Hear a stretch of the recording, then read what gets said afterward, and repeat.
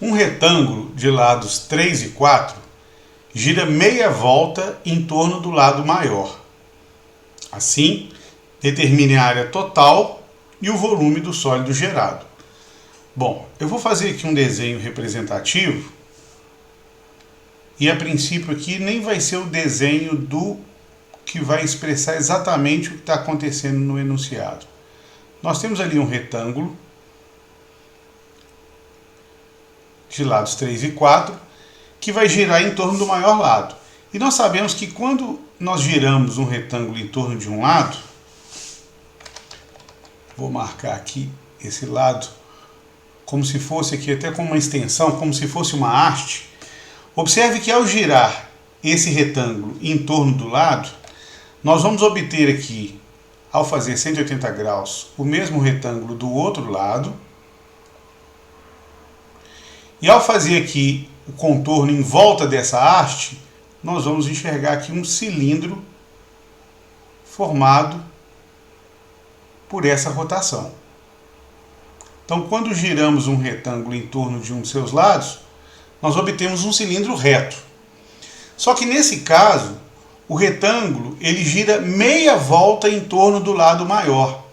Então quer dizer que ao girar meia volta e não uma volta completa, o que nós vamos obter é meio cilindro.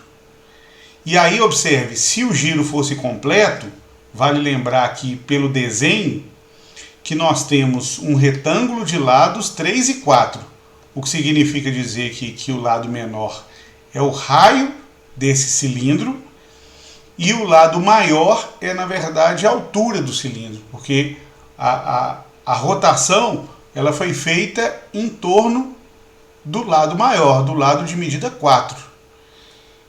Então, o lado que vai girar aqui, na verdade, vai ser o de lado 3, e aí, ou o outro lado aqui, ele vai acompanhar aqui as geratrizes do cilindro, o lado de medida 4, ele vai formar as geratrizes, e o lado de medida 3, ele vai, na verdade, fornecer aqui as medidas do raio das bases. Então, como o giro ele vai ser feito só de meia volta, nós vamos ter meio desse cilindro aqui. E ao fazer o desenho de meio desses cilindros, desse cilindro obtido, é importante observar que nessa rotação, vou fazer aqui um desenho representativo, numa perspectiva, ao fazer meio desse cilindro, nós vamos ter uma parte aqui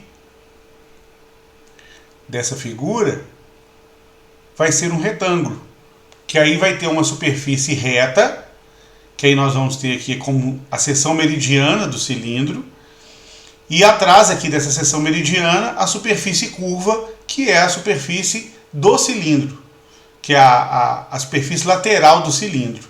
Então nós temos aqui um cilindro de raio da base 3, vale lembrar, raio da base 3, e altura 4. Mas meio desse cilindro.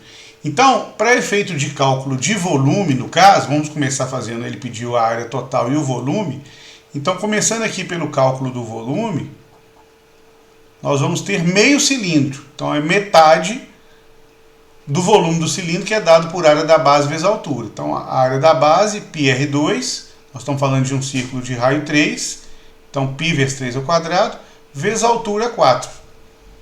Então, 3 ao quadrado, 9, vezes 4, 36, dividido por 2, porque está multiplicando por meio aqui, 18. Ou seja, nós estamos falando de um cilindro, de meio cilindro, de volume 18π. Então, esse é o volume. E a área total,